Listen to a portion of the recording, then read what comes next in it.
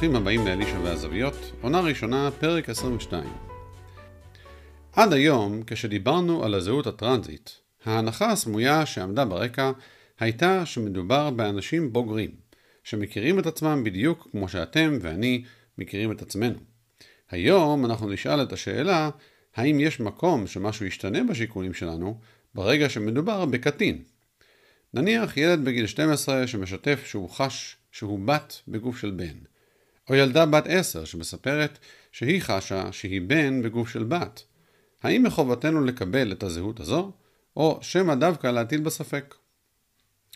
התשובה היא שתלוי את מי שואלים, והשחקנים הרגילים שלנו עומדים לבצע את התפקיד הקבוע שלהם על הבמה. התגובה השמרנית היא לאתגר את האמירה הזו. ילדים הרי אומרים כל מיני דברים, ומאמינים בכל מיני דברים שאינם אלא פרי דמיונם, ותפקידם של המבוגרים הוא לעזור ולהכווין אותם לדברים שמבוססים במציאות.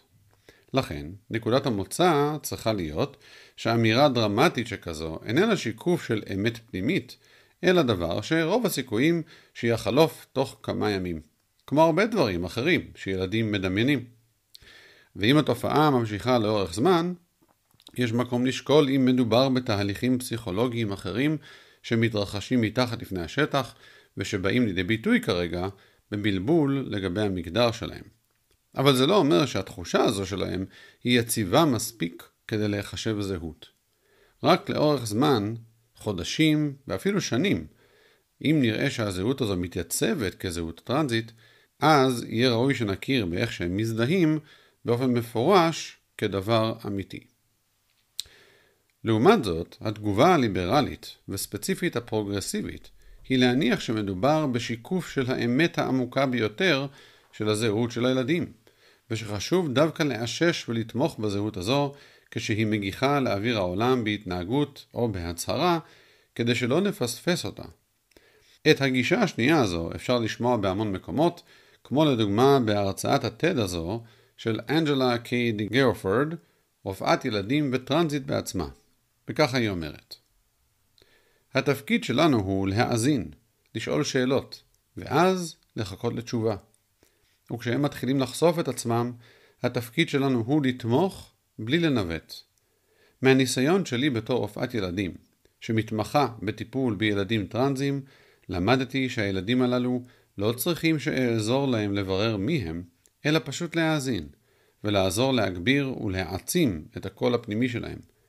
הם לא צריכים שאאבחן אותם, אלא שאקשיב. סוף ציטוט. Our job is to listen. Our job is to ask interesting questions and then listen for the answer. And when kids begin to show themselves to us, we support them without steering. What I've learned in my role as a pediatrician for the last 15 years and as a pediatrician who specializes in the care of transgender and gender diverse kids is that these kids don't need me to figure them out. They need me to listen, to really listen, and to help them amplify the voice that's inside them. They don't actually need me to diagnose them. They need me to help them be heard. גם בקטע הזה, וגם בכל ההרצאה שלה, אפשר לשמוע את הקבלה ללא סייג של כל זהות שהילדים שבאים לקליניקה שלה מקבלים. האמירה לתמוך בלי לנווט היא העניין החשוב כאן. אתם זוכרים שאמרנו בתחילת הסדרה שהתפיסה הליברלית היא שהאדם נולד מושלם והחברה היא זו שמעוותת ופוצעת אותו? הדוברת בעצם אומרת כאן, הדבר הכי גרוע שאני יכולה לעשות הוא להתערב ולאתגר. יש כאן ילד, הוא יודע כבר מה הוא בפנים, ואני צריכה רק להסיר מחסומים ממנו כדי שהוא יוכל להוציא את הפוטנציאל שלו מן הכוח אל הפועל. עוד רגע ננסה לבחון מי מבין שתי הגישות צודק, או אולי שניהם צודקים. אבל קודם אני רוצה להקדיש 2 דקות כדי לדבר על אותה הסרת מחסומים. בפרק הקודם ראינו איך מתחילים לחוקק חוקים בקנדה, חוקים שתופסים צד בוויכוח על הזהות הטרנזית. כמו תמיד, הדברים שאני מביא כאן הם רק דגימה קטנה ממה שקורה בשטח. בפועל, גם במערכת החינוך וגם במערכת הרפואית, שני המערכות מלבד ההורים עצמם שאמונים על שלום הילדים שלנו, יש כבר שנים רבות כניסה גוברת והולכת של מדיניות מאששת מגדרית, Gender Confirming Policy. כלומר, מדיניות שהולכת בכיוון של שיחת הטד שהשמעתי לכם כאן. מכיוון שכך, כשמישהו מגיע לרופא או למורה, הוא מספר לו שהוא מרגיש שהוא טרנסג'נדר או טרנסג'נדרית, התגובה בהרבה מקומות בעולם המערבי תהיה תמיכה מיידית וללא סייג בזהות החדשה הזו על כל המשתמע מכך. לדוגמה, שמעו סיפור שדווח לפני כשנה בניו יורק טיימס, עיתון ליברלי לכל הדעות. סופר שם על אמא מדרום קליפורניה, ג'סיקה ברדשו שמה, שגילתה יום אחד שהבת שלה, בת ה-15, החלה להזדהות כבן בזמן שהיא בבית הספר. כלומר, בבית היא הייתה בת, אבל כשהגיעה לבית ספר, היא הזדהתה כבן. כשהתחילה לברר פרטים, התברר לה שזה לא דבר שהתחיל לפני כמה ימים, כבר 6 חודשים, חצי שנה, שהבת שלה מזדהה כבן בבית הספר. כחלק מהעניין, הבת שלה ביקשה מבית הספר להיות שותף מלא בתהליך. שהמורים יקראו לה בשם הגברי שהיא ימצא, יתייחסו אליה כבן לכל דבר, וכן הלאה. לשלב הזה בתהליך הטרנזיות קוראים social transitioning, מעבר חברתי, ובו החברה הסובבת מאמצת את הזהות החדשה של האדם במקום לאתגר אותה. וכמובן, הדברים הללו מגיעים ממקום חינוכי פרוגרסיבי, לפיו הילדים שחשים דיספוריה מגדרית מכירים הכי טוב מי הם עמוק בפנים, הם כנראה הגיעו להבנה אמיתית של הזהות שלהם, ולכן הדבר הכי בריא ומוסרי לעשות הוא לקבל זאת ולתמוך בהם. הסיבה שהניו יורק טיימס הקדיש כתבה לעניין לא הייתה עצם ההזדהות, ואפילו לא המעורבות הבית ספרית, אלא זווית אחרת של הסיפור. העובדה שבית הספר לא סיפר להורים על השינוי המגדרי ואישוש המעבר החברתי של הבת שלהם לבקשת הבת.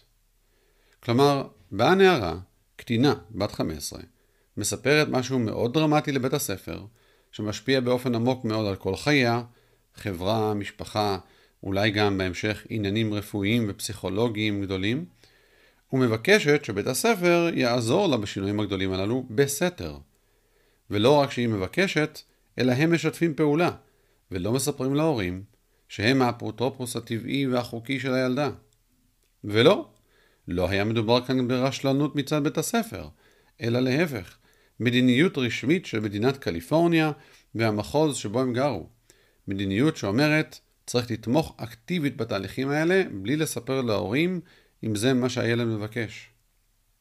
בכתבה מובאים סיפורים נוספים באותו הסגנון, שחלקם הגיעו לבתי משפט בתביעות שונות של ההורים נגד בתי הספר. באחת התביעות הציגו ההורים תמונה של פוסטר מבית הספר. על הפוסטר יש דגל גאווה, ועליו הכתובית, אם האמא שלך איננה מקבלת את הזהות שלך, אז אני האמא שלך עכשיו.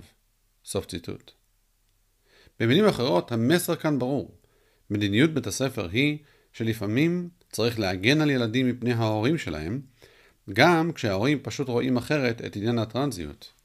מבחינת בית הספר והרגולציה המדינתית, ההורים עצמם יכולים להיות חסם בפני הזהות האמיתית של הילד, ולכן בראייה פרוגרסיבית, טובת הילד היא להסתיר את המידע הזה מההורים.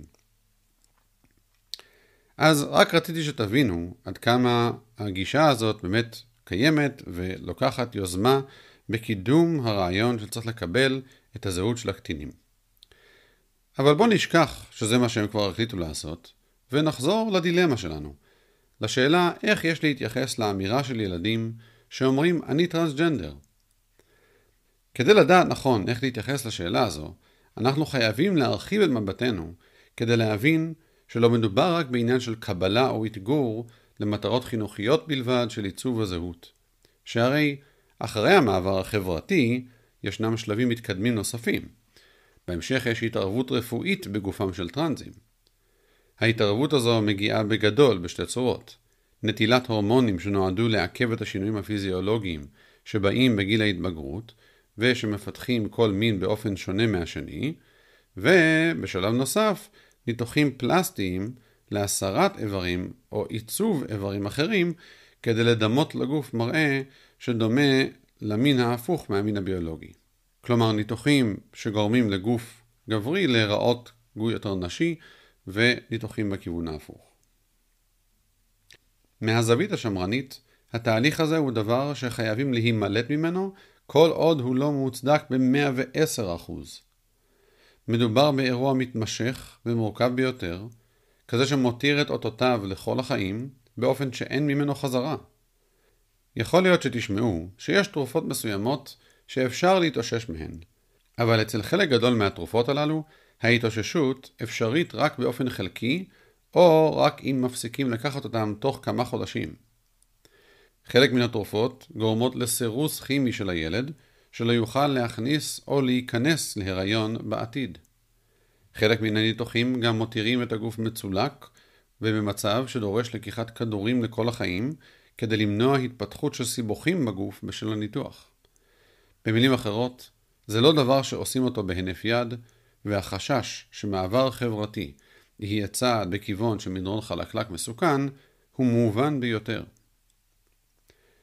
אל מול החשש הזה, מגיעה טענת הנגד הפרוגרסיבית, שגם היא כבדת משקל.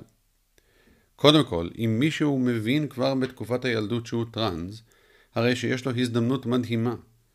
למנוע לא רק חברתית, אלא גם מהגוף שלו לאמץ את המבנה של המגדר הלא נכון בשלבים המאוד מוקדמים של חייו. צריך לנצל את תפיסתם את העובדה שתפסנו את הבעיה מוקדם, כמו בבעיות התפתחותיות רבות אחרות אצל ילדים, ולטפל בה כדי למנוע סבל מיותר בהמשך. הטיפולים האלה והניתוחים האלה יכולים לעזור לילדים הטרנסים להשתלב באופן טבעי יותר בחברת קבוצת המגדר הנכונה, כי כלפי חוץ הם יראו כמוה. וזה גם ישליך באותו האופן לכל שאר החיים, ויעזור לטרנסים להרגיש בבית בגוף שלהם. וקחו בחשבון שלילדים טרנסים יש אחוזי דיכאון גבוהים ביותר, ופתאום נראה שאולי שווה ללכת בכיוון הזה, ולהמעיט עד כמה שניתן את הסבל שלהם. במילים אחרות, מדובר כאן במצב שבו הסיכויים והסיכונים שניהם משמעותיים בכל צד, וראוי שאנשים, משפחות, הורים, ילדים, ייקחו אותם ברצינות. אלא שבשיח הציבורי, לרוב הממסדים הרפואיים בוחרים בצד אחד, בצד הפרוגרסיבי, כפי שתראו בהמשך. מבחינתם, צריך לקבל את הזהות הפנימית של הילד כאמת, שהרי למה שהוא ימציא משהו כזה אם זה לא היה נכון, כשיש כל כך הרבה סטיגמות סביב הזהות הזו. אנחנו חייבים לתת לו להגיד לנו מה הוא באמת, ולאן הוא מרגיש שהוא צריך ללכת, ולעזור לו. מבחינתם, החשש השמרני, שאולי התחושה הזו היא בת חלוף, החשש הזה הינו במקרה הטוב סתם רפלקס שמרני שלא אוהב לסרטט מחוץ לקווים, ובמקרה הרע טרנספוביות עמוקה שתמחק את זהותו של הילד ורק תזיק לו. אבל האם זו באמת אזעקת שווא שמרנית? מה יש לידע המדעי לספר לנו על ילדים שחווים דיספוריה מגדרית? ובכן, לצערי, אני חושב שיש לשמרנים כאן סיבות טובות לדאוג. ואני אומר לצערי, כי היה באמת מדהים אם יכולנו לסמוך על דבריו של הילד ולדעת שהם האמת לאמיתה. היינו יודעים מהי האמת, גם אם לא היינו שמחים איתה. אבל לצערי, זה לא תמיד המצב. וכדי לראות את זה, בואו נזכור כמה דוגמאות לעניין. מקום טוב להתחיל בו הוא מחקר ידוע לגבי נערים ונערות שחשו כטרנסים בילדות. לפני שהגישה המאששת הפרוגרסיבית הייתה מקובלת, המגמה הרפואית הייתה שונה. לתמוך בילדים הללו בתמיכה פסיכולוגית קלאסית בגיל ההתבגרות, ורק אם התחושה הטרנסית התמידה כשהם בגרו, לעזור להם לעשות את המעבר המגדרי המלא. עכשיו, האם מסקרן אתכם לדעת מה היו תוצאות המדיניות הזו? ובכן, התשובה היא שכ-80% מהם, כשהגיעו לבגרות, הפסיקו להזדהות כטרנס, ובמקום זה רובם הזדהו כלסביות או גיי. כלומר, במבט של כמה שנים לאחור התברר שהתחושה שהם הרגישו בצעירותם לא הייתה דיספוריה מגדרית עמוקה, אלא משהו אחר. אי נוחות כללית כזו עם הזהות המינית שלהם והמשיכה המינית שהם חשו. ולקח זמן, שנים, עד שהם הבינו מה הדבר הזה שהם הרגישו בפנים. עכשיו, בואו נחשוב, מה היה קורה לאותם 80% אם הם היו בגיל ההתבגרות היום, לפי מה שסיפרתי לכם? די ברור מה היה קורה. הם היו מקבלים עידוד מהמערכת הרפואית והחינוכית להתחיל לעשות מעבר חברתי, לשנות את שמם, ובהמשך לקבל הורמונים ואולי אפילו לבצע ניתוחים בגופם כדי שהגוף והמראה החיצוני שלהם יתאים לזהות הפנימית שהרגישו בילדותם. ואז, רק לאחר כמה שנים, הם היו מבינים שכל זה היה סתם.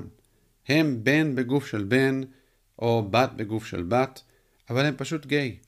ועכשיו לכל החיים שלהם הם היו מסתובבים בגוף שנראה כמו המין שהם כבר לא מזדהים איתו, וסוחבים איתם גם את הצלקות מהתהליך הזה. בעצם, אפשר לומר שעבור אותם ילדים יש כאן הסללה של הקהילה ההומו-לסבית להפוך לטרנסג'נדרים. כפי שכתב דוקטור רוי אפן, רופא אנדוקרינולוג והומוסקסואל, בטור שפרסם בוול סטריט ג'ורנל בדצמבר האחרון. ואני מצטט. כשמסתכלים על זה ככה, טיפול מאשש מגדרית נראה דומה מאוד לטיפולי המרה. בעבר, טיפולי המרה נעשו על ידי חשמול, סירוס כימי, ואפילו כריתה של אונות מהמוח. היום, טיפולי ההמרה החדשים עושים זאת על ידי סטריליזציה ופגיעה בתפקוד המיני של הילדים לכל חייהם. בדיוק כמו טיפולי ההמרה, רופאים אומרים להומואים ולסביות שיש משהו לא בסדר איתם. סוף ציטוט. ובואו לא נעצור כאן. הרי בבוא היום הנערים והנערות הללו שעוברים את השינוי המגדרי הרפואי ואז יגלו בעתיד שכל זה היה שלא לצורך, הם יבואו חשבון עם אלה שלא הגנו עליהם מפני הטעויות הללו ושאף עודדו ודחפו אותם לכיוון הזה. לתופעה הזו, שהרבה אנשים לא מכירים, קוראים מתחרטי מגדר או חרטה מגדרית, ובאנגלית detransitioners או desisters. בואו ותקשיבו לעדויות של שתיים מהם, אחת בכתב ואחת בקולה, ועל הדרך תקבלו טעימה גם ממה שקורה בצד הרפואי, בקליניקות ובתי החולים בחו"ל בעניין. קודם, זו שבכתב, מאת כותבת בשם לורה. אני מצנזר חלק מהתיאורים כי חלקם מאוד גרפיים, ואתם מוזמנים להסתכל בלינקים המצורפים לקבל את הקטע המלא. וככה היא מספרת. הסיפור שלי דומה להרבה מתחרטי מעבר מגדרי שמשתפים בסיבות שבגללן הם הרגישו שהם צריכים לעבור מעבר חוזר. גדלתי על הספקטרום האוטיסטי, חוויתי התעללות מילולית, רגשית ופסיכוסוציאלית מהמשפחה שגרמה לי לפוסט-טראומה, דיכאון וחרדה. סבלתי מדיכאון חמור כתוצאה מבעיות תלות וחוסר ויסות הורמונלי בשל שחלות פוליציסטיות, והרגשתי שונה באופן כרוני, הן כנערה, כאישה צעירה ואדם. סבלתי מקשיים ביחסים רומנטיים, יחסי מין וחברויות, עקב טראומה לא מאובחנת. נאחזתי בדיספוריה המגדרית כגורם לרוב הקשיים שלי. חיפשתי טיפול למצוקה הקשורה למגדר ולמדתי באינטרנט שהפתרון היחיד הוא לקבל את היותי טרנסג'נדר. במהלך התהליך הזה ראיתי רופאים רבים, פסיכיאטר ומטפלים, שאף אחד מהם לא הטיל ספק בזהותי או בטראומות שלי ולא סיפק עזרה לבעיות הנפשיות המורכבות שלי. בדיוק מלאו לי 20, הייתי בוגרת טריה של מחלקה פסיכיאטרית, שם אושפזתי בעקבות מחשבות אובדניות, ובייאושי קבעתי לי תור כדי לנסות ולרפא את הדיכאון באמצעות שינוי הגוף שלי בניתוח. אין צורך בהסבר נוסף. הייתי בת 20, לא בוגרת מבחינה התפתחותית, חולה נפשית, אובדנית, פוסט-טראומטית, לא במצב הכרה רציונלי. ובכל זאת, מערכת בריאות הנפש לא הצליחה לספק את השירות הראוי. הרופא שלי ומנתחים קוסמטיים אחרים קפצו ברעב על ההזדמנות להרוויח מניתוח בשר טרי בשוק המערב הפרוע הבלתי מבוקר הזה שנקרא רפואה מגדרית. סוף ציטוט. מעבר לחרטה של לורה ולסבל שלה, מה שאתם שומעים כאן הוא עוד דבר, שכשהיא הגיעה לרופאים שלה, היו לה הרבה תסמינים, וכל אחד מהם יכול היה להיות הגורם העמוק ביותר לתחושת הדיספוריה שלה. נניח, אולי לא הדיספוריה היא מה שעמד כאן בשורש החוויה שלה, אלא דווקא האוטיזם, ואם היו לוקחים את הזמן לברר את העניין, היו מבינים את זה ובוחרים במסלול טיפולי אחר. אבל לפחות ממה שהיא מספרת, אף אחד לא לקח את הזמן לשאול את השאלות הבסיסיות האלה. נראה שהאידיאולוגיה והרגולציה שבעקבותיה צובעות הכל באותו צבע, ובמקום להגיע לסיפור ממקום של סקרנות ומחקר, הרופאים פשוט תפסו עמדה מראש והשאר היסטוריה. והנה גם דבריה של קלואי קול, מתחרטת מגדרית שהתפרסמה בשנה האחרונה לאחר שנתנה כמה רעיונות לגבי החוויה שלה ושיתפה את הדברים הבאים בפני הקונגרס האמריקאי.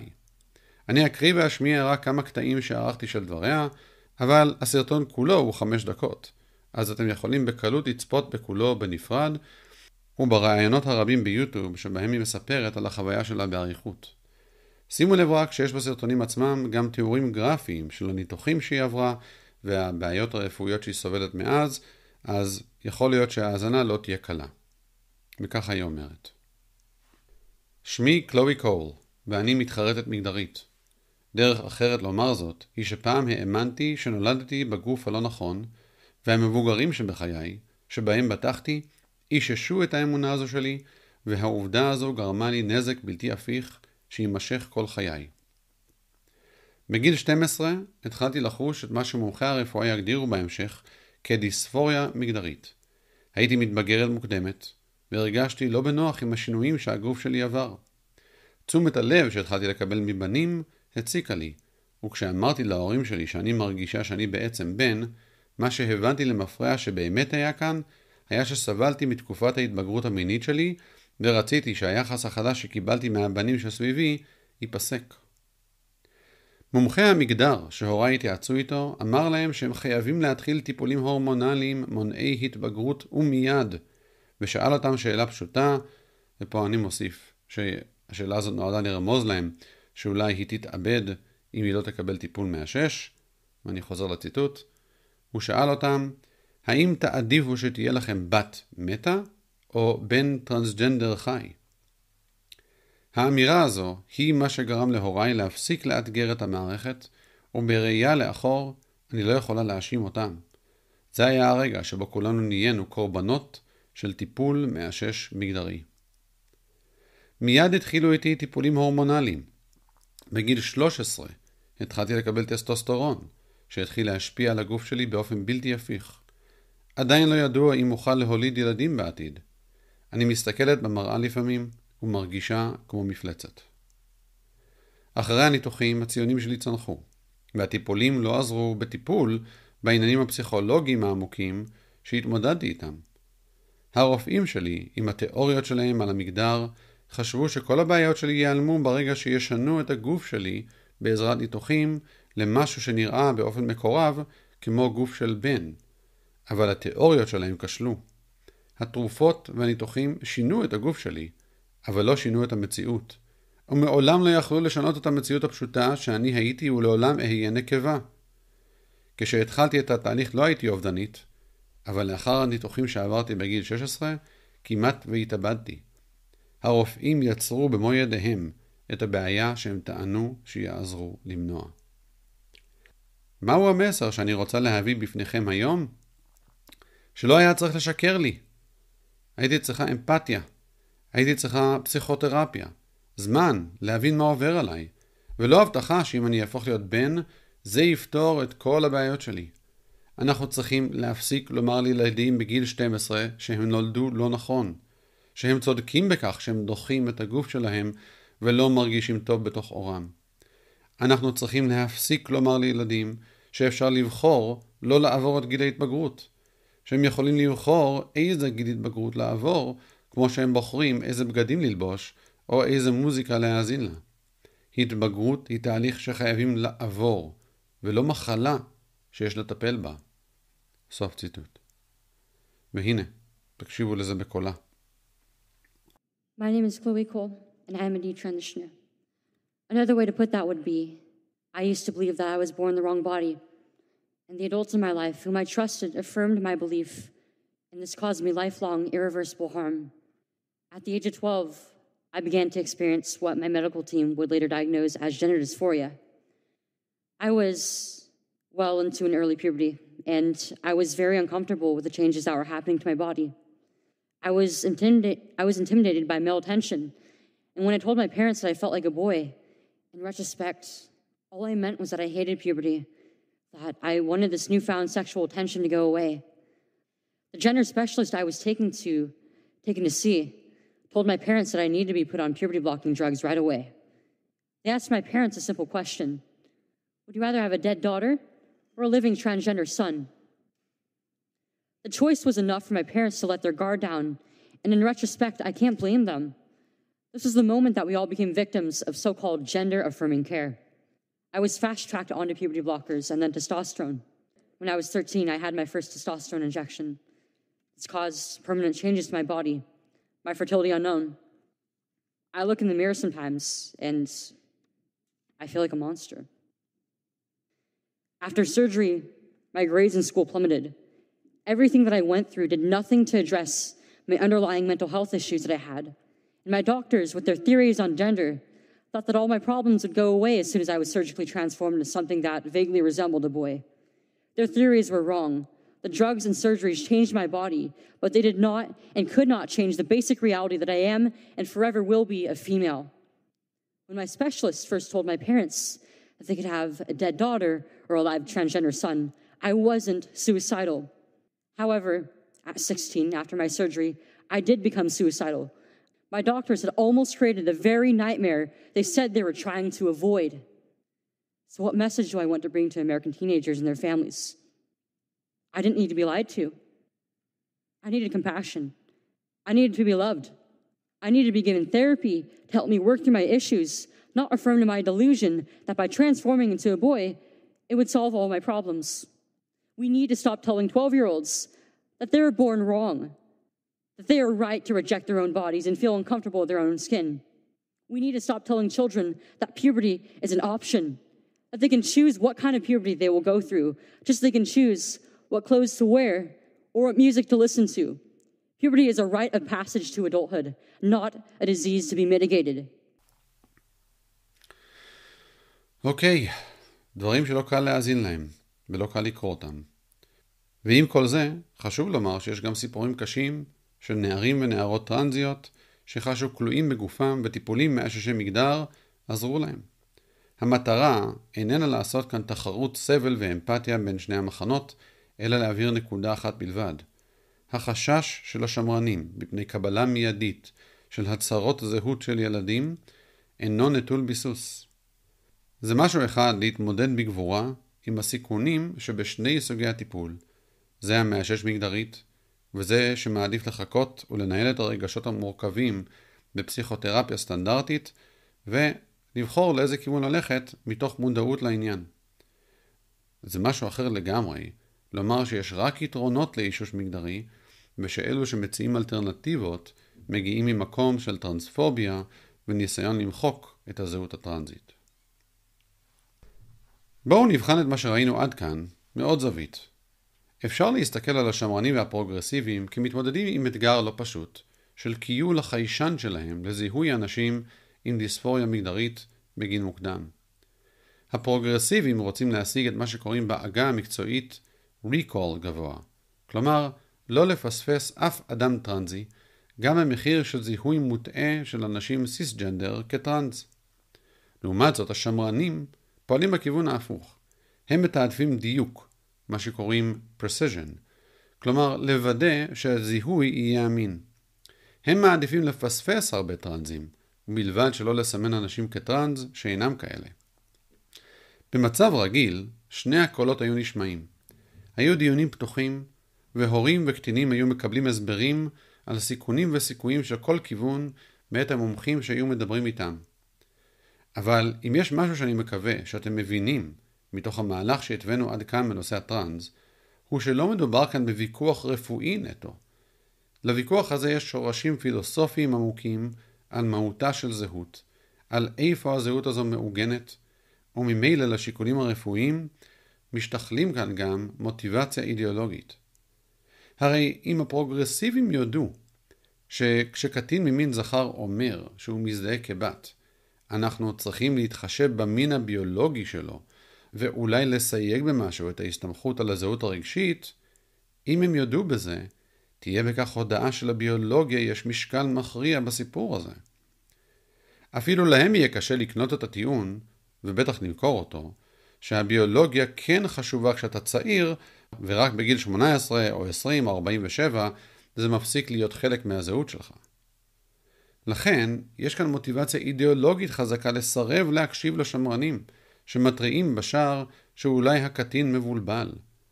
וכיוון שהרגולציה, כפי שראינו, תופסת צד יותר ויותר לטובת התפיסה הפרוגרסיבית, מה שאנחנו מקבלים הינו עולם רפואה מוטה, והתוצאות בשטח ניכרות.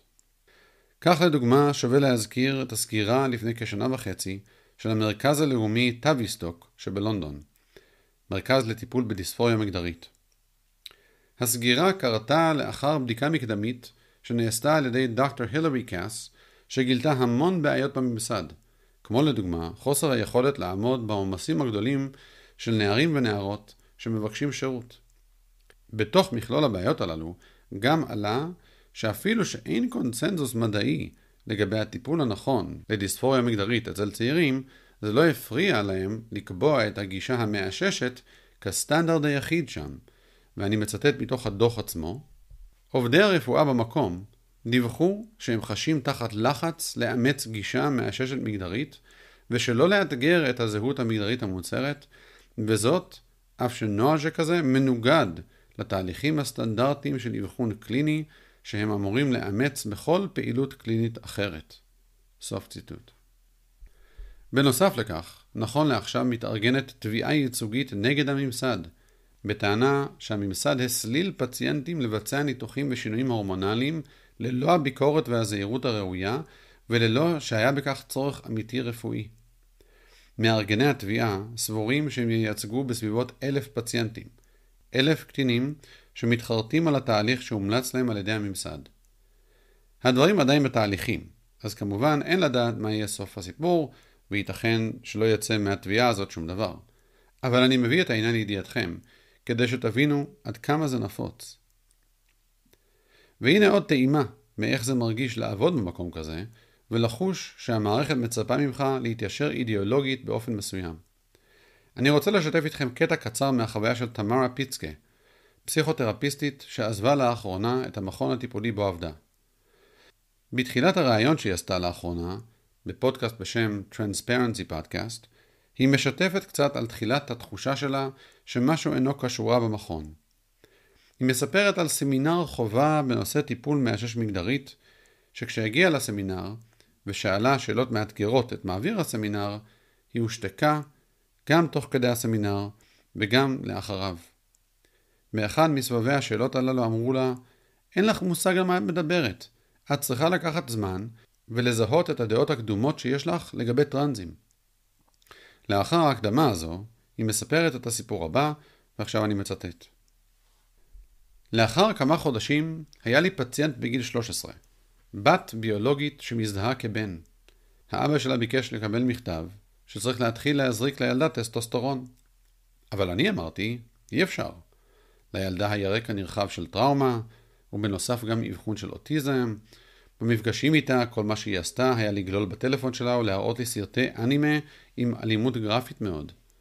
היא הייתה מתנודדת קדימה ואחורה באינטנסיביות, ולא הייתי מסוגלת לתקשר איתה באופן נורמלי, או לנהל שיחה עמוקה איתה. ולכן, לא היה נראה לי שמדובר במועמד מתאים לקבלת טסטוסטרון. אז שאלתי את מעביר הסמינר ואת הבוס שלי מה לעשות, ואמרתי שאני לא מרגישה בנוח לתת מרשם לילדה הזו. בתגובה הם אמרו שאין שום סיבה שהטראומה של הילדה או האוטיזם שלה ימנעו ממנה לקבל מרשם לטסטוסטרון או טיפולים הורמונליים. לאחר השיחה הזו, המקרה דווח ליחידת ניהול הסיכונים במכון. אז אמרתי, יופי, אני אגיע לשם ואחלוק איתם את החששות שלי, ואראה להם שהמדיניות הבינלאומית תומכת בחששות שלי.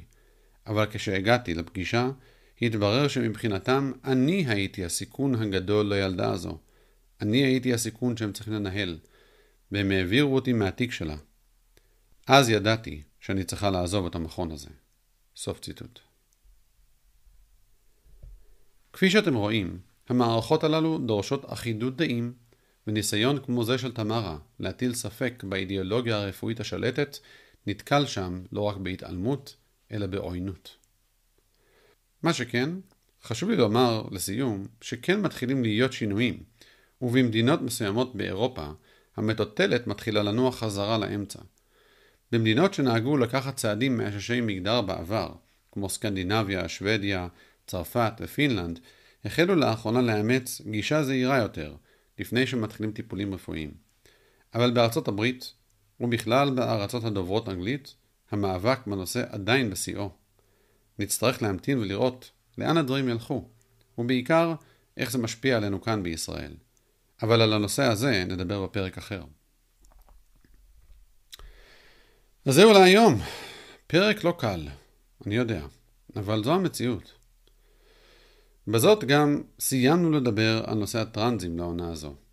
יש עוד המון מה לומר עליו, באמת, אבל אני חושב שאת העקרונות הבנו, כמו גם איך זה נהיה כזה עניין גדול עבור הפרוגרסיביים ועבור אלו שמתנגדים להם.